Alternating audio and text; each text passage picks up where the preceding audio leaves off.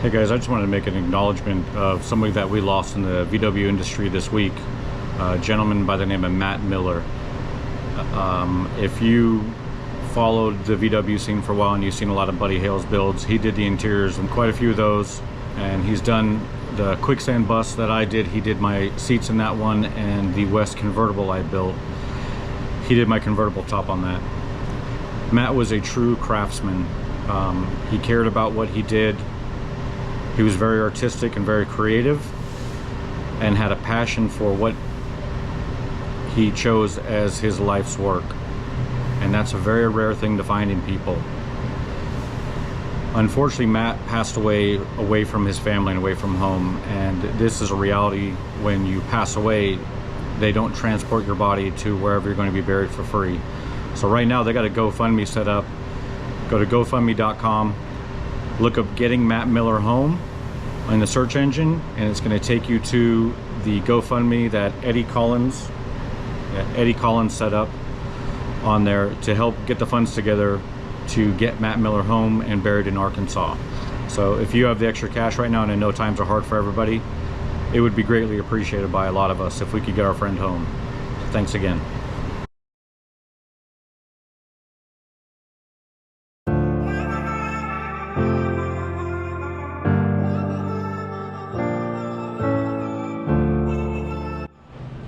What's up everybody, George T from the Wagon here.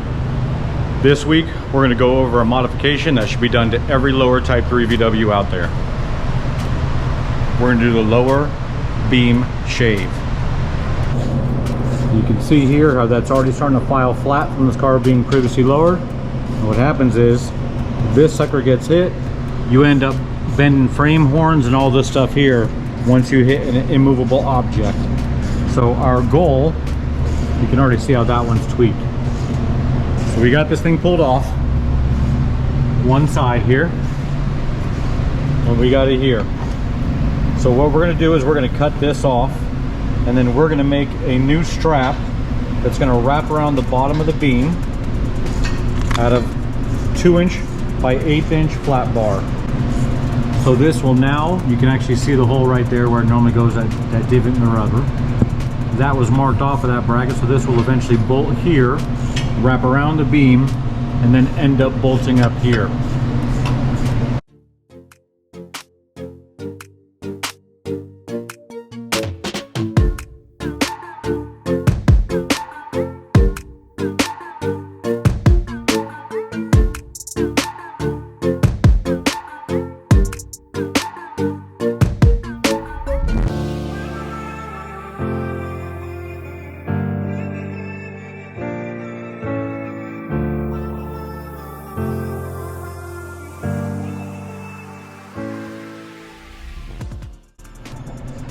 So per the advice of the general, we do one side at a time. That's why we have the beam still in the vehicle and we have a support underneath it. We take the one bracket off of here. We're gonna work that one bracket. When we're happy, then we'll do the other side once this is completely done.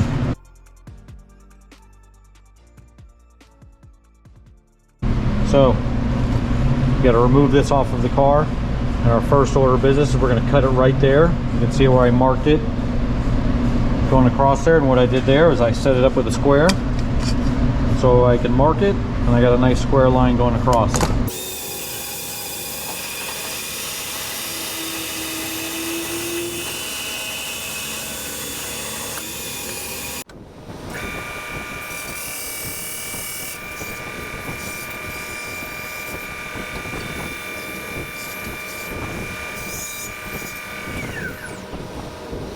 So we ground that down.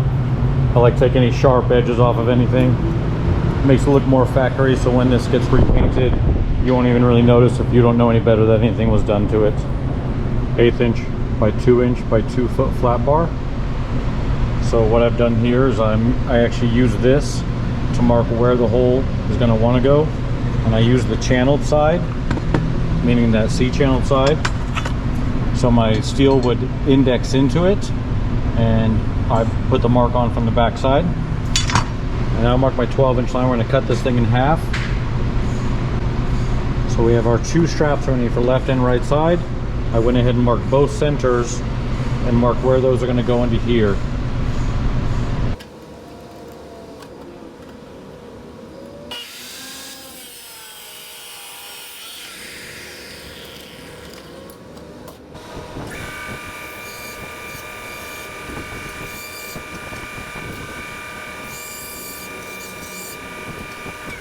These are my two pieces I cut out of the flat bar. So I want to work them, and I want them to be exact. My main thing is my top hole here that I'm going to be drilling into it, I want to make sure it's in the identical spot. So all I'm going to do is put a tack on both ends to keep the two pieces together.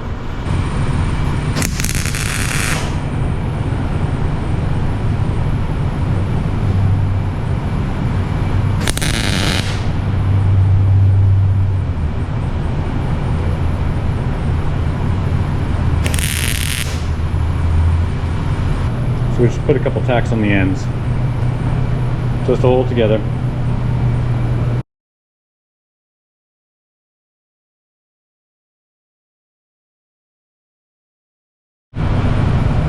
So we got that front mount nice and blasted here and here. I'm going to try and preserve as much of that original finish as I can. We got to shave down the head of our hardware there a little bit narrower than it is now, so it doesn't interfere with the rubber. And then we're going to weld it onto that hole there, facing outward. So we'll then have a stud sticking out of it like that, and that's what that hole right there is for.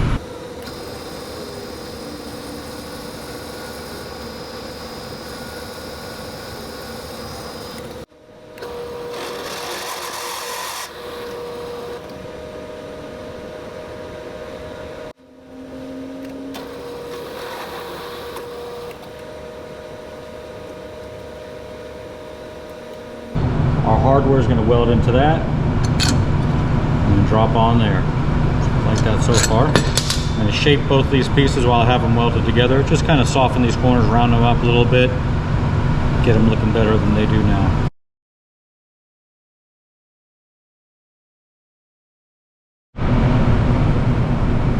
Okay, so this is the hardware that we are going to weld to our front bracket.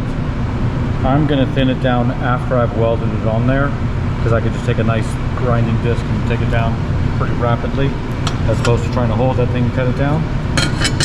I bolted it into place, so we know that this index is perfectly onto it. There shouldn't be a problem. A little bit of play on each side. I'm very happy with that. I'm going to weld it in place.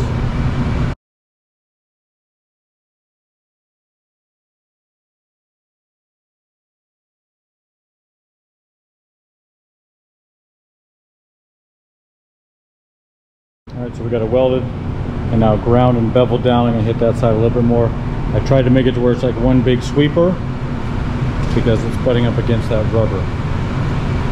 So that is our stud welded in place. It's basically welded a bolt head to our strap and then ground the back of the head off. I mean, that's just put in there by hand, no hardware, nothing, and it sits really nice and close there. I'm very happy with that.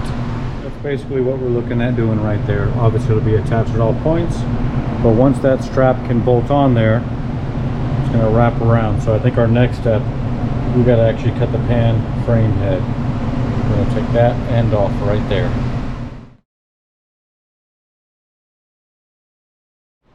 So I have to step away for a bit. We have a meeting about One Crazy Weekend. Speaking of One Crazy Weekend, October 6th and 7th of 2023 in Las Vegas, Nevada at the Orleans Hotel and Casino. Friday night will be a meet and greet, potential strip cruise. We gotta see how that's going. They got the strip torn up, both sides of it, for F1 coming to town in November. So we don't know 100% where we're gonna do that strip cruise, but we'll do something with it. Saturday morning, we got a car show. We're doing a top 20, best paint, best interior. And we're also gonna do we always do a club participation trophy. So get your homies out, get together. If you guys are a true car club, you could win a $200 prize. Saturday evening, if you know, you know. So Let's Talk Dubs poker run. $2,000 in prizes up for grab, potentially more. My brother's a giving dude. So come on out. We hope to see you out there. It's gonna be really good times. Go to letstalkdubs.com to book your rooms, to register for the car show. Our rooms, they keep blocking out our rooms on September 15th. If you do not book your room before then, don't come crying to us, because usually they double the room rates. So what you would normally get for $300 to $400 is going to cost you about $800. So book your room now. Save the money. Spend it on Volkswagen stuff. When we scribe the line, we want it to be as square as possible. This is about the only thing I see that's square down here, is that there. So I put my slide rule on here and gave it a good scribing. Anytime you're cutting on the body in the front, I don't care what you're doing, you have a fuel source right there. This car in particular has the fuel pump right here. And so we've already done a visual inspection. I don't see any leaks, anything like that. But we did put a welding blanket under here to make sure that any stray sparks are hitting that and not going into that front end. So safety first. Don't be stupid when you're freaking grinding something next to a gas tank.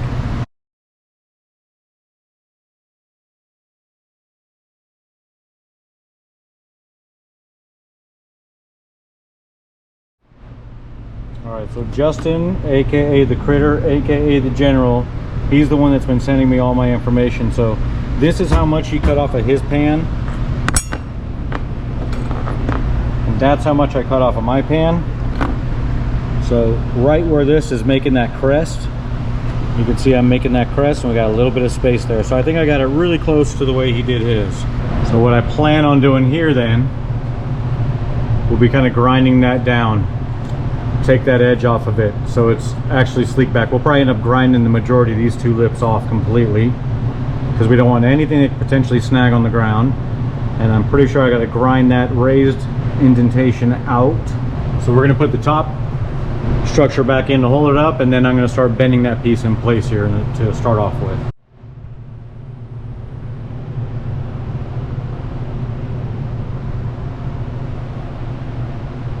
We've got our strap back on the vehicle, so I'm going to utilize this as my leverage point and just start giving it some bends back to get this initial shape into it. I was going to do that in time lapse, but this is moving really fast. So we have everything bolted up in here, top strap is on, body to beam is on, and our main center of support is now back on. We got the strap bolted in place. Like I said, I started with time lapse, but this thing is like, I mean, you know why they're like that. But it's just moving super easy.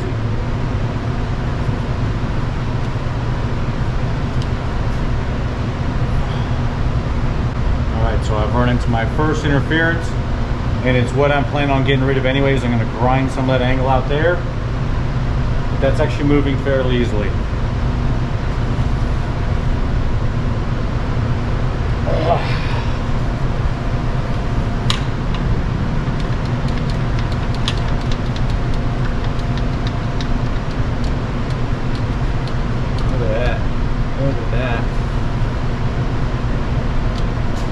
That's actually putting some tension to it. So I might even break out my brass dead blow to shape this up a little bit. And that will switch over to time lapse, because for sure that's going to get annoying to hear pounding. But I really like the way that fits. That clamp right there just really sucked it in. I can see that the channels I'm leaving there, which I'm probably not going to leave, but I will take that sharpness off of them. They help index that strap in between them. So I kind of like that. I think I'm going to leave those there. So now what I'm going to do at this point is I'm going to get it to follow that interior just a little better than it is now.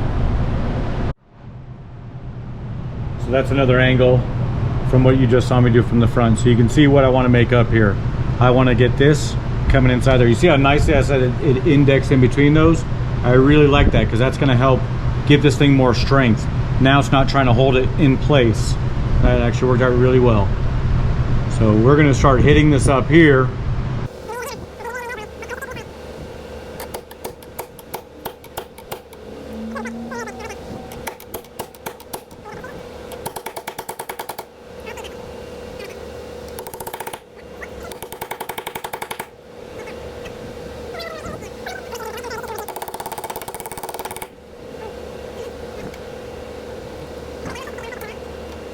So I can see a little bit of the impression from the hammer strokes are going on to the bottom of that yoke.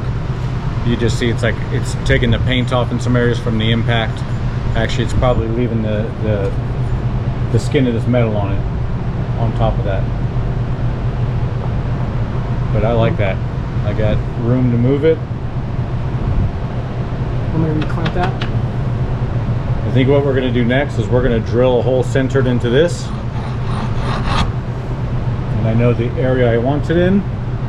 We'll take some measurements, and once we determine where our hole is going to go, I'm going to put it into my strap, and then we'll move it onto the body with the nutsert, the same hole. All right, so we're going to get rid of this indentation here so my piece can really conform to that You can see just from hammering it how flat it made it, but we're going to grind it right off of that. I took my strap off. You can see the indentation right there that I put into the metal. Not an indentation, but definitely a transfer, which is good. Shows me that it is in the way. So we're going to take that off now.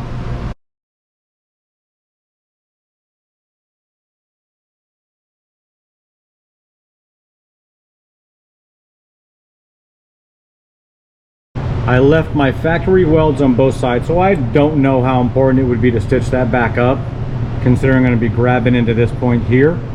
So with that ground out of the way and clamped back in place and bolted up there, I'm going to see if I can get that a little close to that body there now.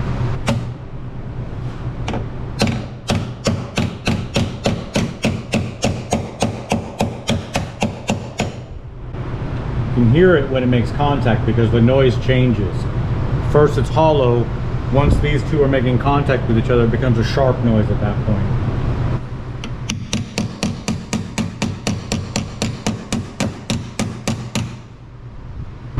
Alright, I'm going to make some marks here. So I'm going to transfer over and see exactly where I want the hole here once I've scribed some lines of my sides. Scribe on that side, right?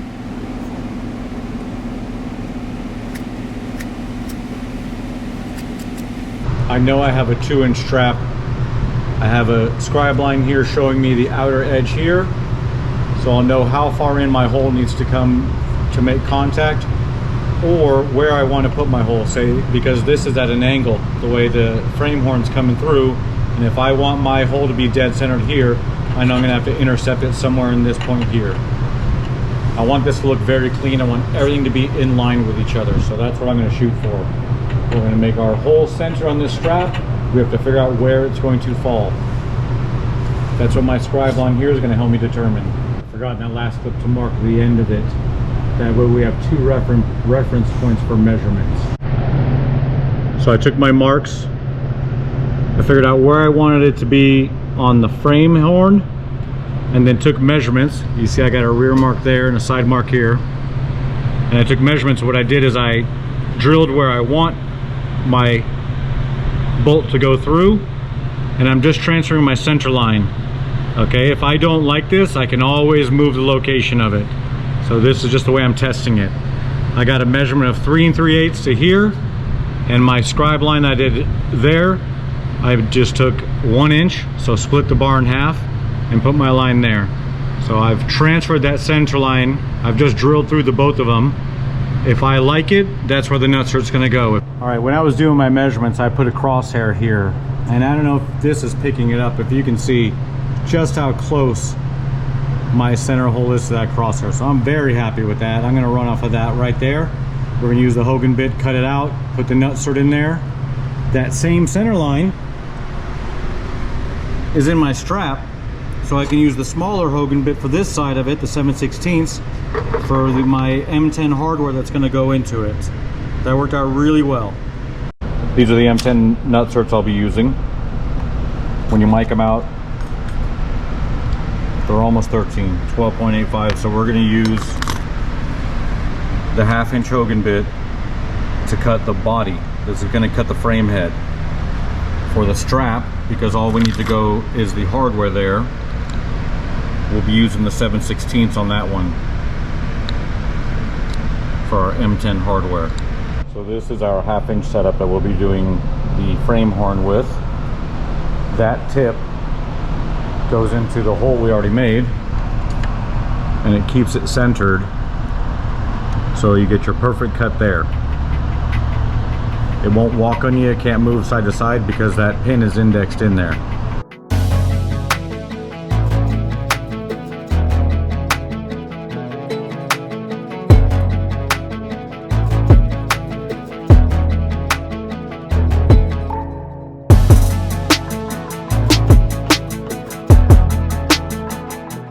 That's what we end up with. We got our nutsert in there. You'll notice I put paint in there. You've cut a hole into the chassis. You're never gonna be able to touch it again. So put some paint in there, something, anything to seal it. That's a direct to metal spray paint that I have from VHT. So that's what I put there. I also put it over this area that I did the clearancing on for the strap that comes forward.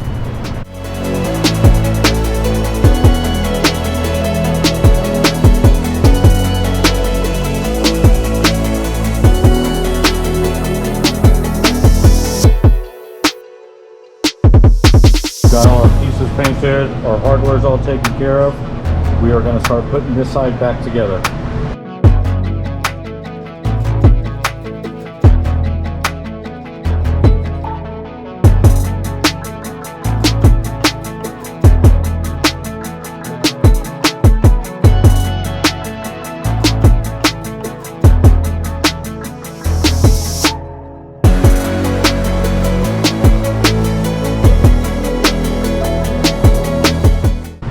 Got that strap on there. There's the Type 3 nut shave right there. So you see that? How much extra clearance that gives you in comparison to that. It's a train. This is a train wreck waiting to happen. Right there. This way, it's kind of like putting a skid plate on. When you hit, everything's going to go this way. No problems. Should glide over it. Obviously, if you nail something like a trench plate, you're done. Whatever.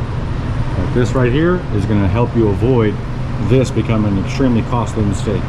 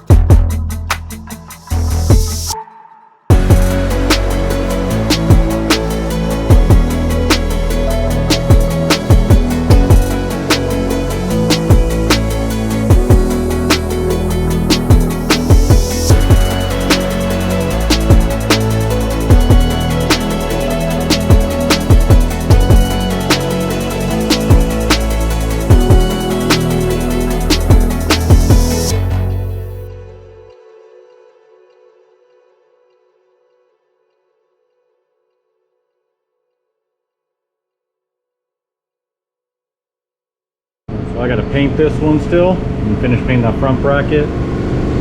We got both pieces in.